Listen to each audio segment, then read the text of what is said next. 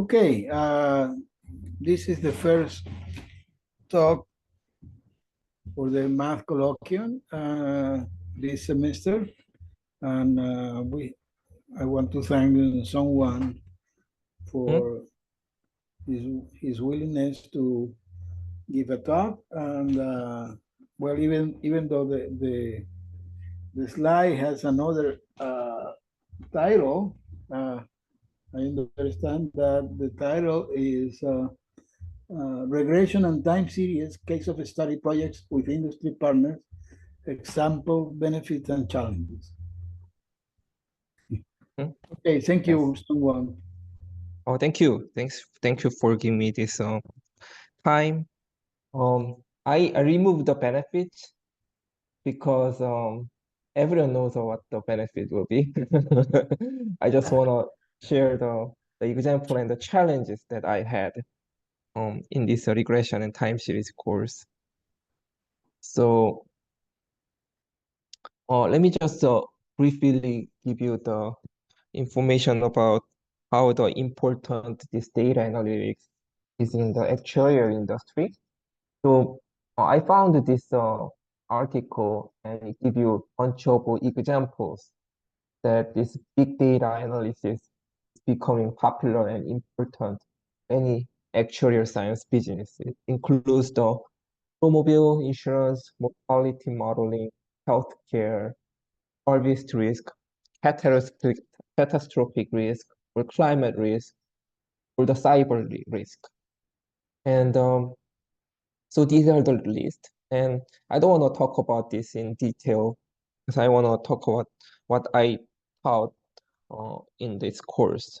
So here is actually some of the changes in the actuarial curriculum, SOA curriculum, that used to be the data analytics is the exam is coming from the predictive analytics, the statistics, risk modeling is two, but now they are increasing the number of exams to 3. So now they are adding this advanced topic in predictive analytics because now this data analytic part in the actuarial science is becoming popular, and the insurance industry, they demand actuaries who can do the analysis.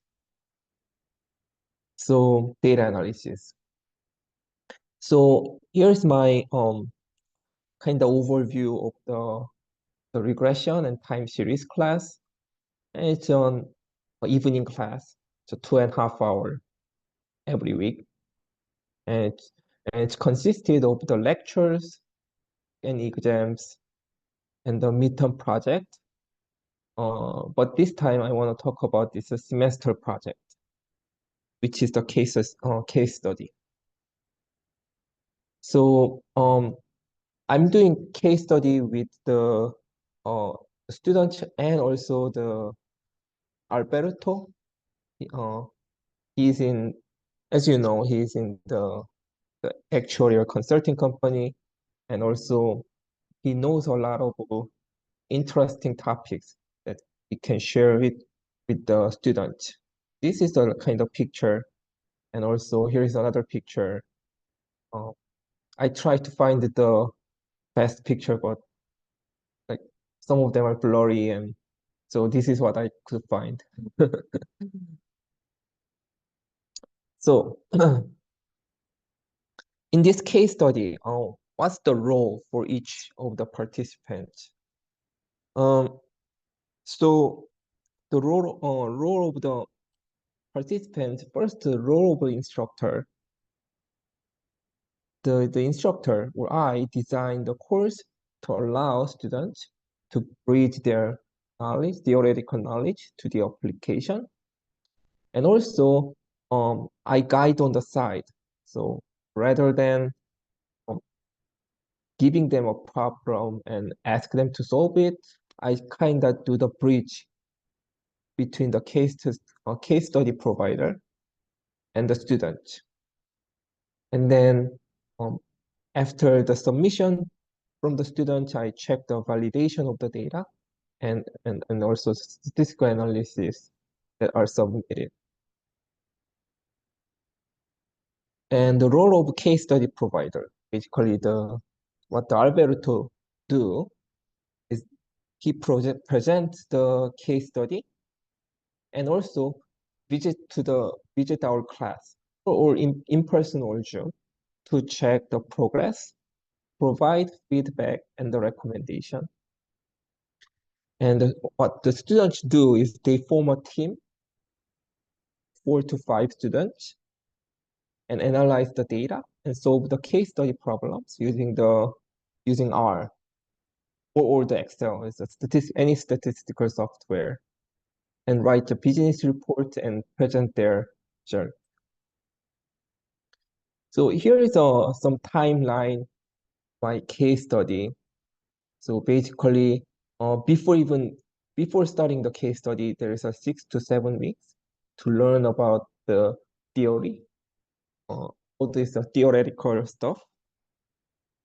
And then there's a 2 weeks of the step 1. I'm gonna talk about this more detail. There's 2 weeks, literature and review and data preparation. And after that, there is another 2 weeks, proposal on the model development. And then after that, there is a 2 to 3 weeks for implementation and the result analysis. And then at the end, they provide us the final report and give us the presentation. So let me explain about the detail of each steps. So here is a structure. Before the case study, the instructor finds the data analyst or the consultant, usually through the career fair or the school's actuarial advisory board. That's where I kind of talk with Alberto and kind of brainstorm the structure of this process. Or you can find the data analyst or consultant in the conference. Then the instructor and the case study provider which have an initial meeting to plan a case study topic relevant to the current issues. The topic should be carefully selected so that students can understand the context, model the problem, and generate the recommendations. Also, the instructor need to give a class information to case provider, such as the student proficiency in the model construction, and also the academic background, such as the ratio between graduate and undergraduate students, field of their study, and their level of mathematical or statistical background. And also, I have to talk about the class meeting time, office hours, the remaining weeks until the end of the semester.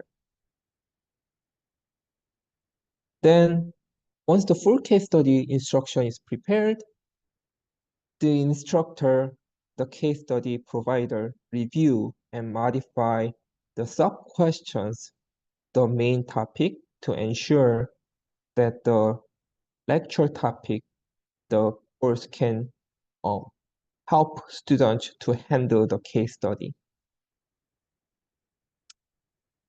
The class, before the case study begins, in the class, students learned different types of regression models, and also some parts of the time series models, such as the exponential smoothing method or the ARIMA models using R software. And also they should have completed some parts of homework, exam, and also they write mini paper, either regression or time series analysis with a simple data.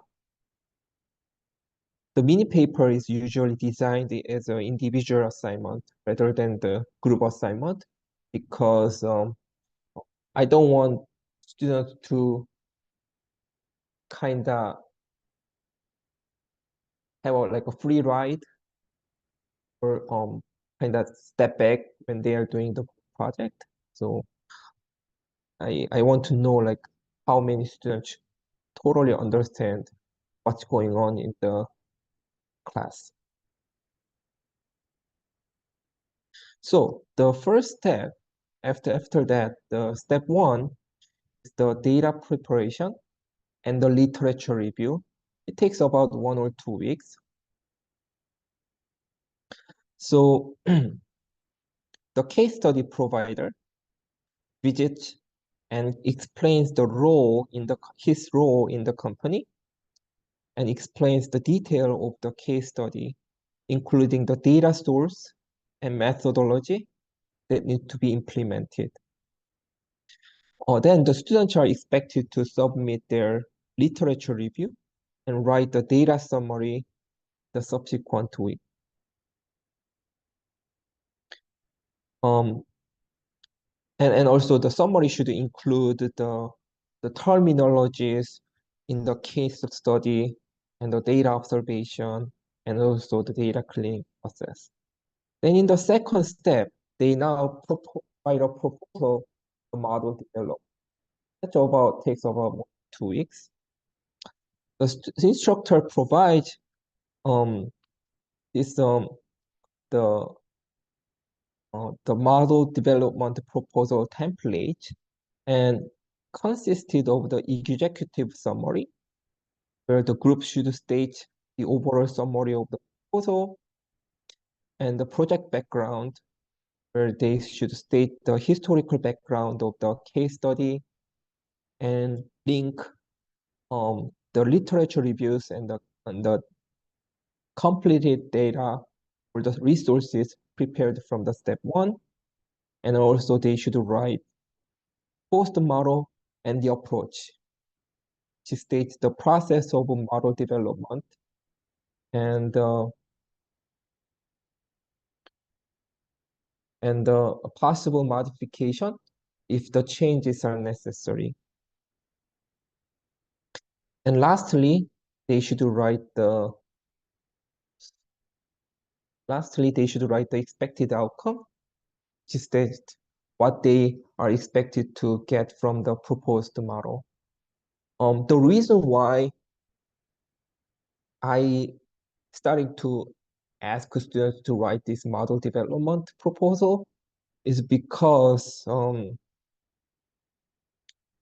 I discovered that a lot of students didn't actually follow the right direction where the case study provider are expect to see. So we want to see that whether they're the right track or not.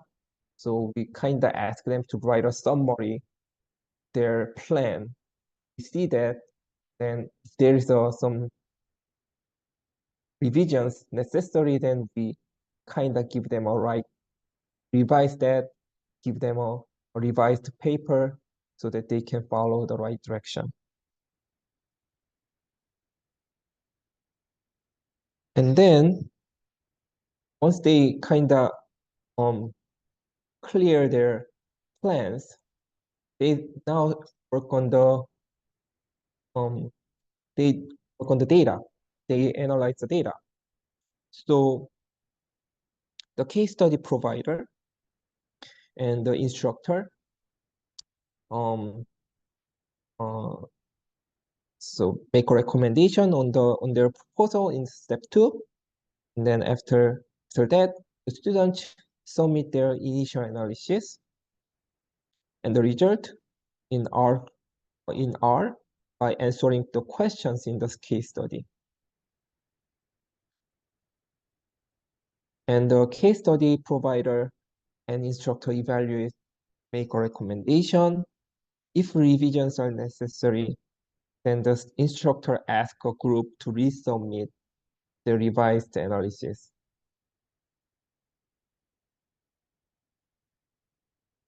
I already talked about that, actually.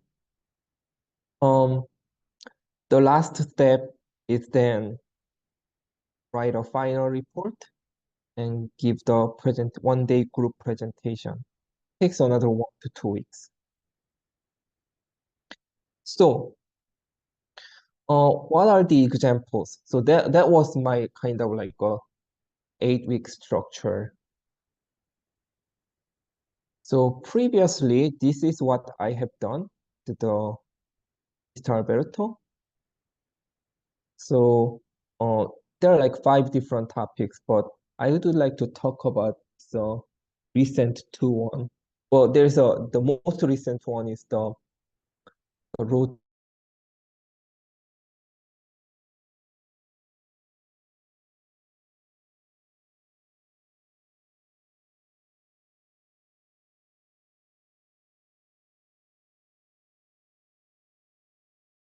So one question, someone, is one case study for all the course, or there are different?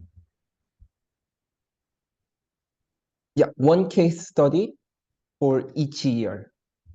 Okay. Yeah, so everyone gets the same case study in that fall 2021 and fall 2022.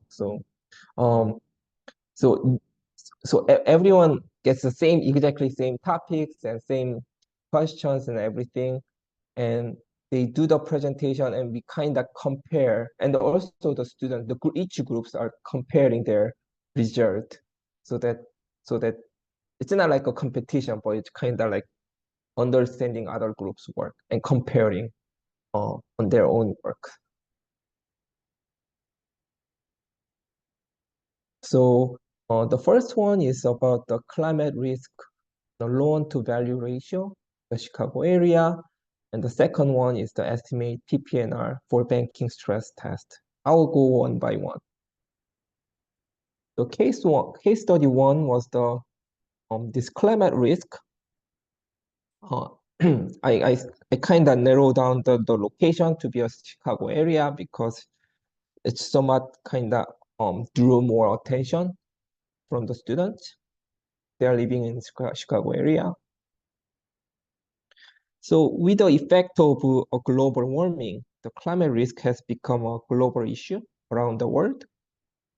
So the case study provider wants to offer students the practical effect of the climate risk by focusing the impact of flood risk, the Chicago area. So each group receives a mock commercial real estate portfolio consisting of the type, location, value, and loan amount of each building in Chicago. I'll show you the file in a second. So what's the goal? The goal is to propose the model that measures the flood risk in Chicago, and then predict the loan to value ratio. That's the loan to value ratio is the loan over the value of the property, value of the building property under various scenario for the duration of the loan, and then make a flood risk solution for this CRE, commercial real estate portfolio based on the result from the model.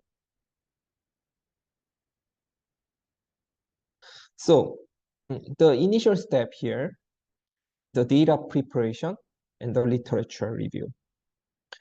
First, so the Alberto comes in and he'll show us the Excel data. So if I click this, so this Excel data,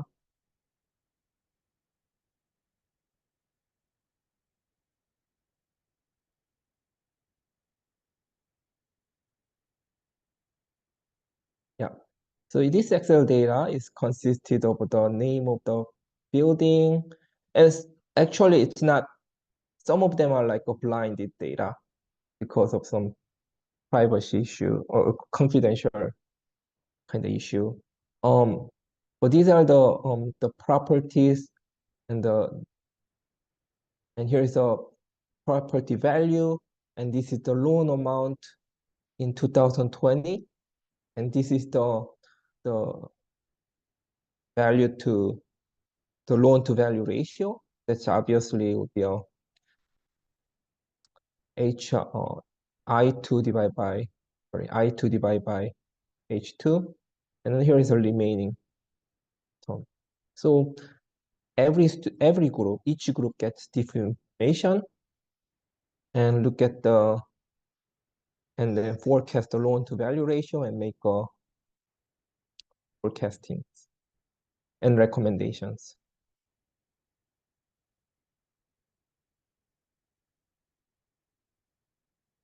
And also, Alberto, he also provides us the document about the physical risk, physical risk report or physical report.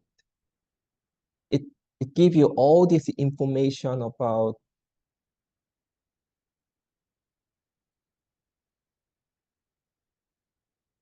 give you all the information about the climate risk happening in the world.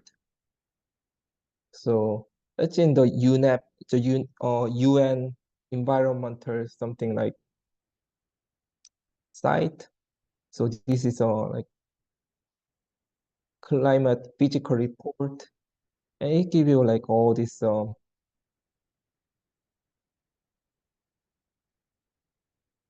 information about flood or fires or things like that, or how to assess the flood risk, or how to model the flood risk, like things like that. It has all this detailed information. So you can kind of take a look at them later.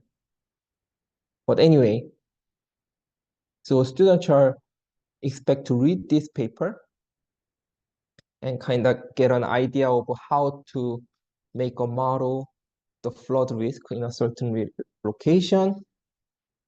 And then they collect the data, the frequency and the severity of the flood risk around the Chicago area.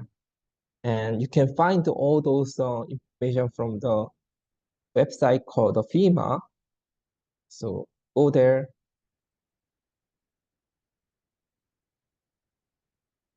And here it says a flood and match. So there is a flood data, viewers, and things like that. So if you click this, and there's a NFHL viewer.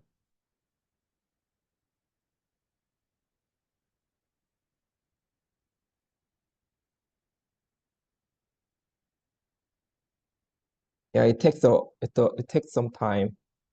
I don't know, the Roosevelt Wi-Fi is kind of a little bit slow.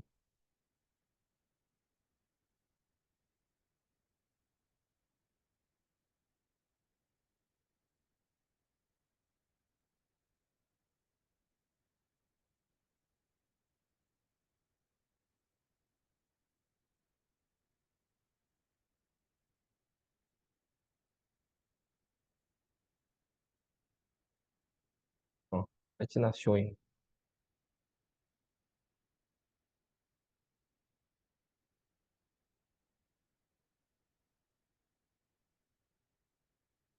Well, I already have downloaded the files, so you can actually click one of them, and it will ask you to whether you want to download the flood map or not in that area.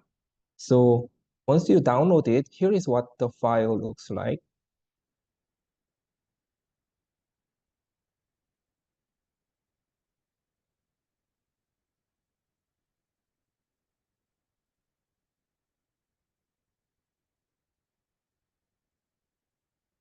Okay.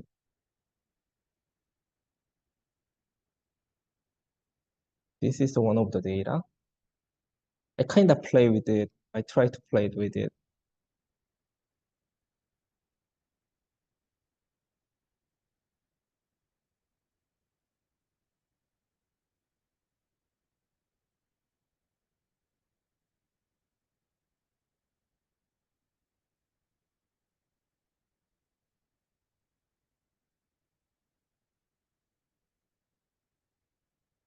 So this is actually the Schaumburg. This is where I live, and here is some information about. I think this is not Schaumburg, it's somewhere else. Anyway, so this blue region is the one that are kind of have a heavy flood area, and there's a information about um, the severity or frequency. The flood is this area is like a 1% annual chance. Some of them are 0.2% or things like that. There is a lot of information about the regions. Okay, so you can find this map for every single uh, counties or every single cities or things like that.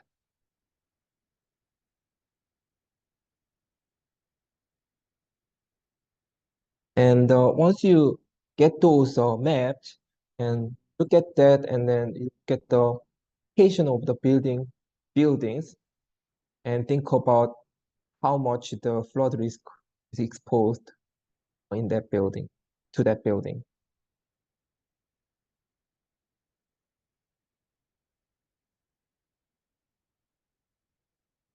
Then they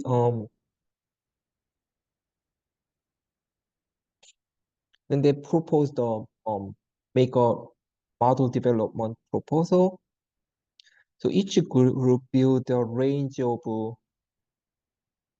various flood scenarios from the initial study of this UNEP report and also FEMA site.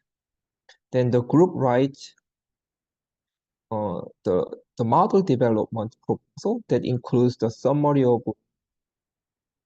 the scenarios, the type of time series or the regression model to calculate the probability and the trend of the flood. Lastly, they suggest the equation using that literature's equation to estimate the diminishing property value due to the flood in the future and estimate the future loan to value ratio. Um, Once we look at those their initial proposal, we kind of see their plans and give them a right guidance. Once they know the clear picture of what they're gonna do, they now implement a data analysis and get the result. So, and also the subsequently, the specific feedback is provided and allowing a week for students to correct any error and adjustment to their result. Final step is write a report and the presentation. So I this example give you the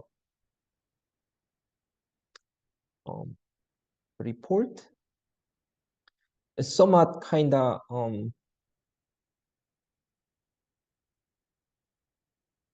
very messy. It's not clean enough. I will talk about why later. But anyway, so these are kind of a result, and they use some probability to calculate the flood, the probability of the flood, things like that, for the like next 20 years or 30 years.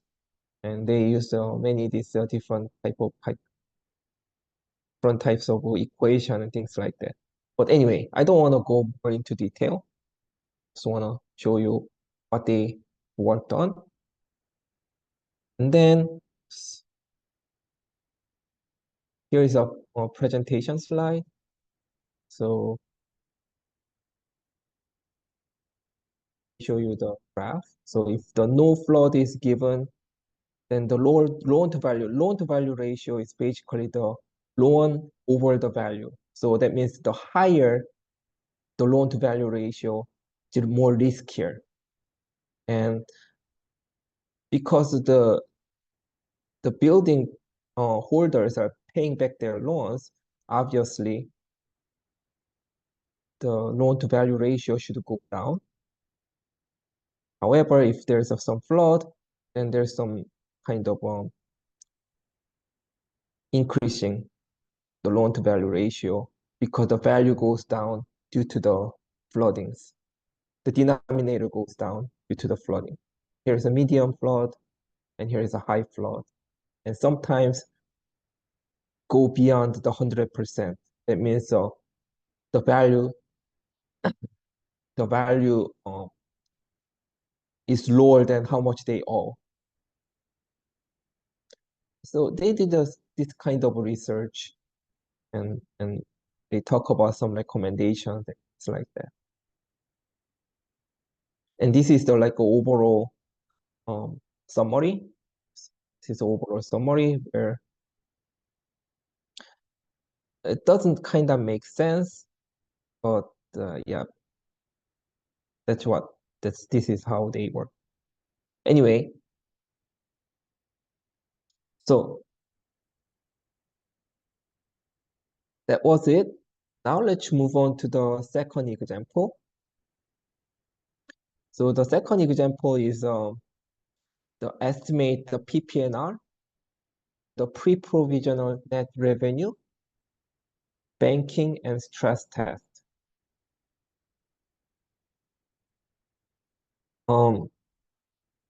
The case provider wants to offer students the experience of a banking stress test process by modeling the pre-provisional net revenue bank. PPNR, you can think of PPNR as a profit made from the bank, made by the bank. This is a crucial step of preceding the banking stress test.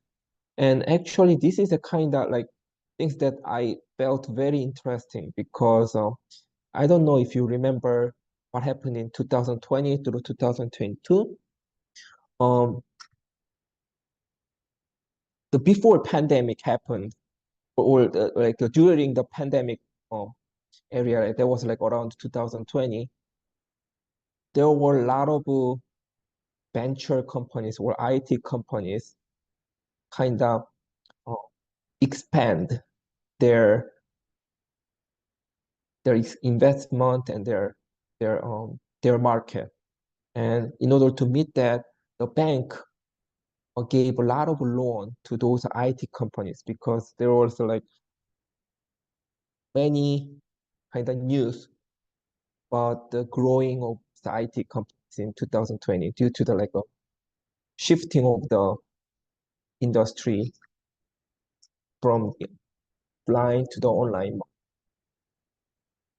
And so the banks lend a lot of money, but problem is that after when the pandemic ends, still have a like very high inflation.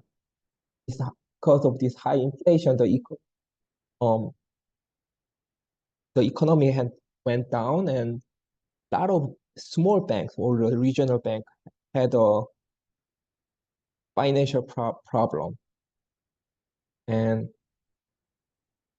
that's when this stress test become very important. That the federal government was looking at the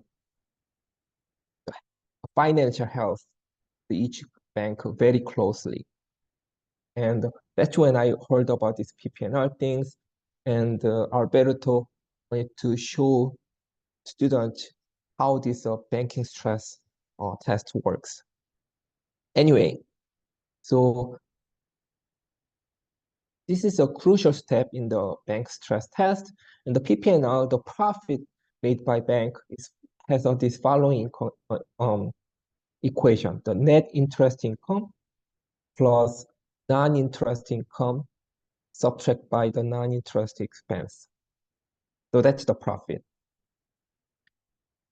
The goal of this study is to find the key factors that drive each component, the net interest income and non-interest income and non-interest expense of the PPNR, and to forecast this each component so that we can calculate or we can forecast the overall PPNR and then provide possible recommendations.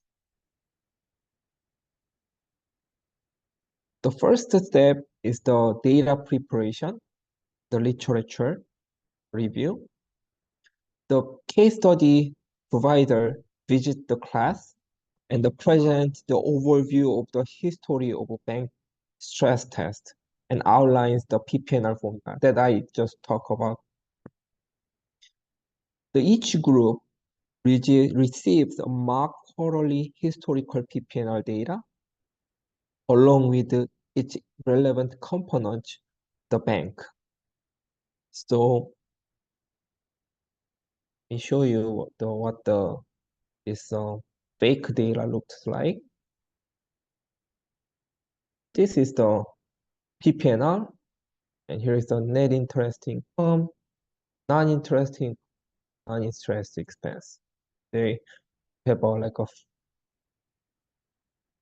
past 5 years quarterly information, banking is a PPNR information. And then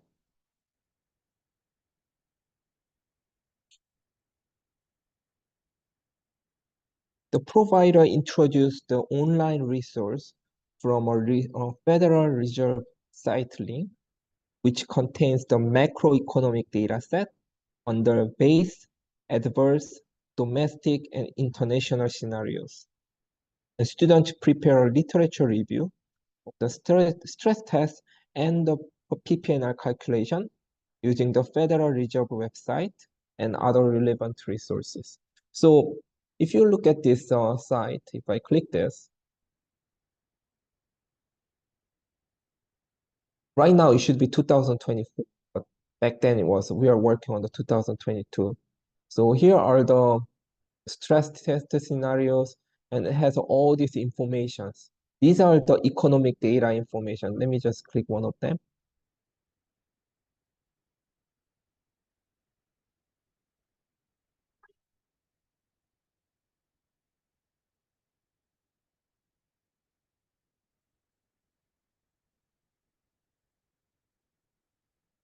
So here is the GDP and nominal GDP, unemployment rate, and the mortgage rate, and things like that. These are all macroeconomic data.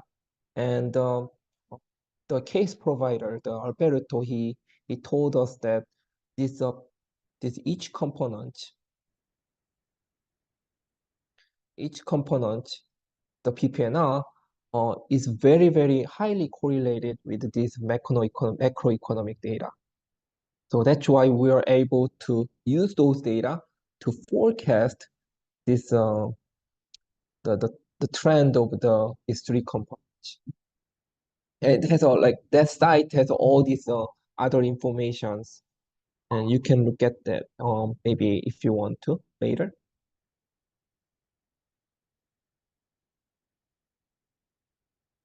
Then the students write a proposal. They write a proposal about the statistical model used to find the key economic variables that drive each component, the PPNR equation. And then they actually write a proposal that is multivariate regression analysis is an effective model to find the key economic vectors to estimate those components of the PPNR.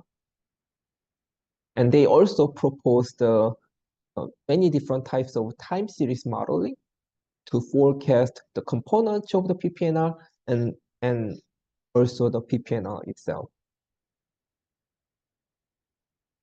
Once we look at those their proposal and review them and confirm with them, they now work on the data analysis. They do the implementation and the result analysis. So each group submits the multivariate regression analysis, finding key factors and time series analysis estimate the PPNR using the R markdown.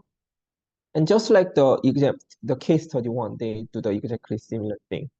Subsequently, the feedback is provided, allowing a week or two for students to correct any errors and adjust their result. And they write a report and presentation. So let me actually give you the slide because the report are kind of a little bit dirty. Yeah, I will talk about the problem later, but this is the slide. And here is like a base.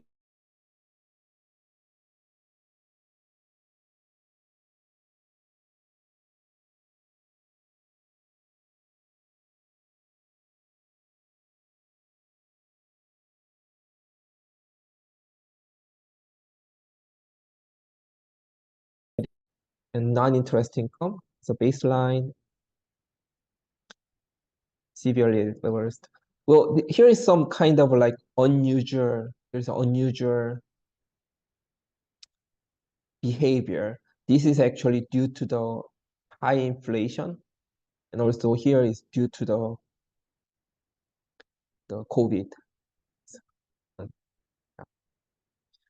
And here is a non-interest expense. So here it's due to the some high inflation, also the some COVID. But anyway, here is kind of a result after they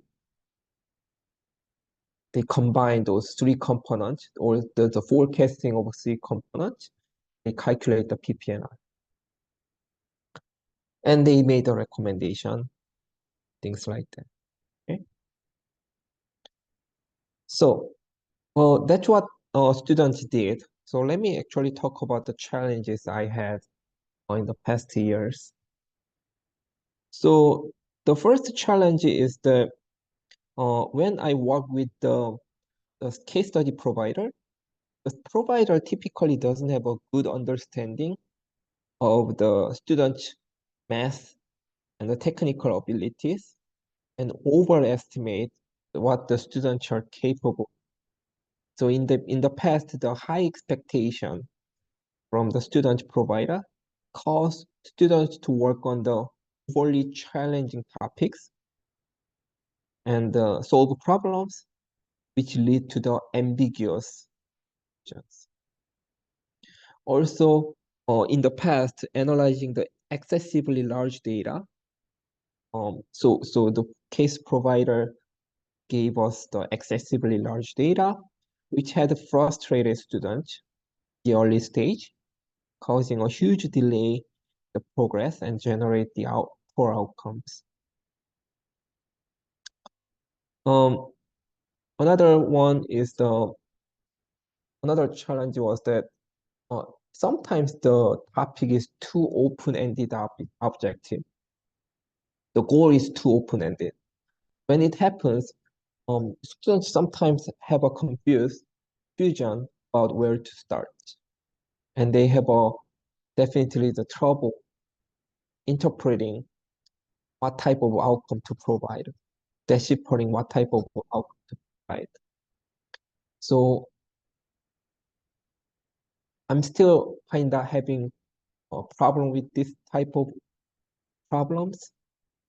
And one way I was able to handle these challenges is to kind of make an environment in a way that the case study provider have a good can talk with the student directly in a warm condition. In other words, I try to give a Q&A session the early stage as many as possible so that students can ask directly to the the case study provider so that they have a kind of some way, they find some way to plan it correctly and do the analysis.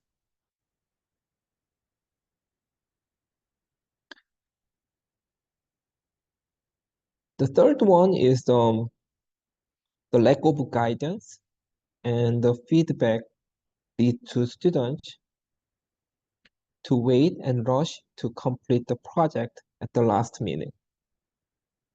So this is what typically happened in the past. So this rush actually resulted very poor analysis, and some group members were left behind without understanding the group's work. Also, sometimes even after receiving the feedback, some do not incorporate the feedback into the revision and use their original version in the next step. So I need to regularly monitor the group's progress, provide feedback, and ensure that those feedbacks are implemented in the analysis.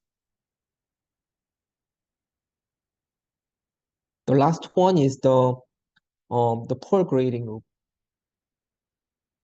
Poor grading rubric on the statistical analysis caused groups to put their effort in the wrong direction, causing the frustration and complaint about their grade.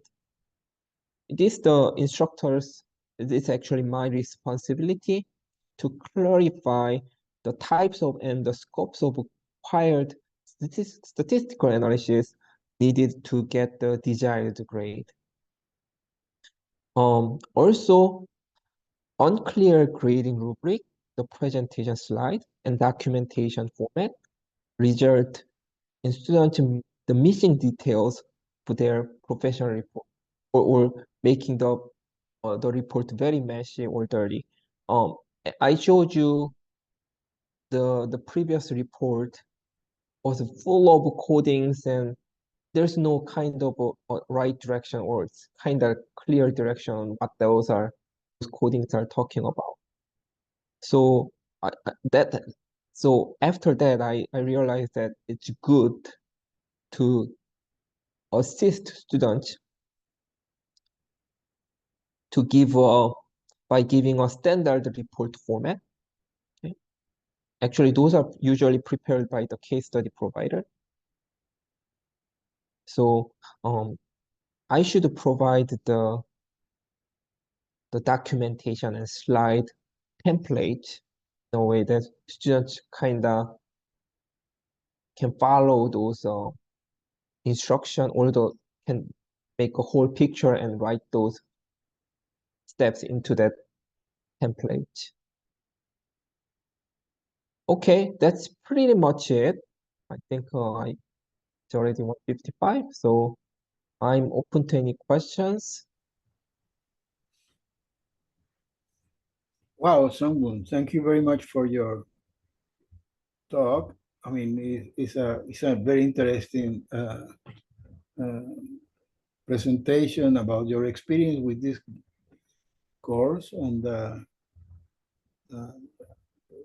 I think this is something that, for instance, is illuminating for courses like this one, that you have this interface with applications and the difficulties with that. I think in some of the things that you mentioned, especially the challenges, are the one that, well, in 232, the project of Calculus 2, I have also faced. Well, here it's different because here you already have a topic, right? And then the problem is how to attack the topic. Most of the time, for instance, what happened to me, especially with the Gini index project, is that the students at the beginning, they want to get, are very um, ambitious about what they can do, right? And I always say, well, you need to look out for to find a reliable data set to actually work in any project. In this case, that's not the case, but of course, this is much more advanced. But I really, I mean, I thank for the presentation, but I really admire what you have been doing. One thing that when you were talking about the challenges, I mean, I will say that that you may refine. I mean, why you need to change the project every time? Probably it's better to refine the project, the same topic, but then with experience, you can refine with the trying to adjust the problem, the difficulties that you have. Don't you think? Oh, very good question. Very yeah, I totally agree that actually that I wanted to that do that way, but kind of Mr. Alberto, he's very ambitious, Yeah, well, and not, the ambitious now is the provider, not the student. yes, and also I'm also kind of ambitious that you know, like every year there are kind of a new issues comes in and comes out. Mm, Um, so so I mean, if there's nothing to kind of do in that year, then I would kind of use the previous case study that I did. mm, Um, but it seems like it's also good for me. Actually, one of the benefits, I didn't write here I didn't exclude I excluded the benefits, right?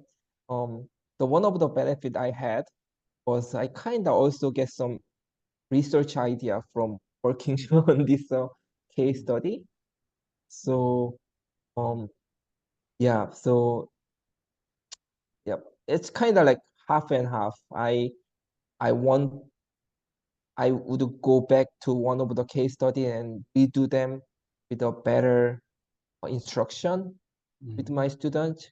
But sometimes I feel like the Alberto brings another like a research topic, which is very interesting, and I want to do it. So we kind of talk to each other, try Mm. to make the project as easy as possible. But still, it's hard, even if I think it is easy. So yeah, So, but that's a good point. Yeah, I should think about maybe like giving another similar one.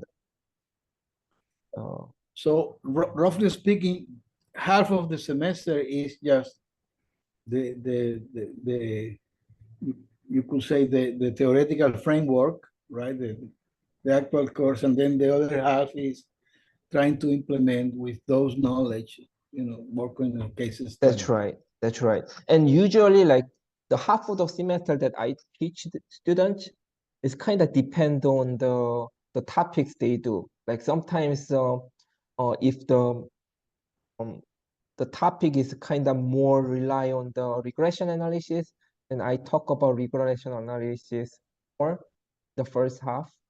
If the topic kind of requires some sort of time series modeling, then I talk about Mm. I put more portion on the time series in the first half, Okay. things like that.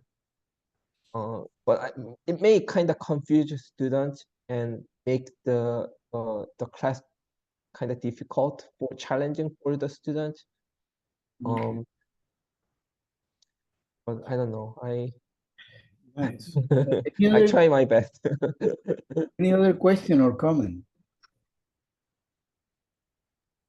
Yeah, this was amazing. I was also wondering about the like maybe repeating one sometime to sort of see if there are nice ways to maybe shrink the size of the project just a Mm. little, you know, or I don't know. When you have students write their reports, do you give them like a structure of this is what's always in a report Um, or things like that? Or yeah, I didn't do that in the early years, but now I think I should do that. Yeah, I yeah, I'm trying to I'm keep trying to revising the structure of this case study Mhm. And as you say, like one thing is that I should kind of shrink down the topic or the shrink down the problem or the goal, and also give a more specific instruction. So yeah, I'll probably do that in the following coming year. Because it might be good to help Alberto learn, how to scope things a little bit tighter, you know? Yes, Because he is amazing, but, yeah, if, he demands a lot. yeah, trying to get it, right sized is kind of big. Yeah. Yeah, I know some resources for things like students giving technical talks, but I don't know. There might be resources out there for writing case study reports, because I know that people have to write these types of reports for some of those actuarial case study exams, right? Right. So maybe Right. there's something like that the students could see, that they could see, oh, well, this will come up again for me. I'm going to need to do this for, this exam or this job. And presumably the way they write them for the exam is based on how you'd write them for jobs. And that might be, Actually, good. SOA site has that one. Yeah, that's a good idea. I should use that for my reference. Make it so much easier. Okay, thank you very much, Sungwon. I don't know I if Brian thought- had any questions. Oh, Brian snuck in. He's an economist. yeah. Oh, really? Oh, is it a faculty? Hey, yeah, faculty. Oh, No, no questions on my end, but this is very cool to see. I can also kind of maybe talk to some of the difficulties we deal with, the amount of work we kind of like delegate to students, right? Depending on how much work they're willing to do, and like as you like gauge the skill level throughout like the semester, you adjust things through, right? So Yeah. but yeah, no, overall this is cool. Good. Okay. Well, then let me stop the recording. And well,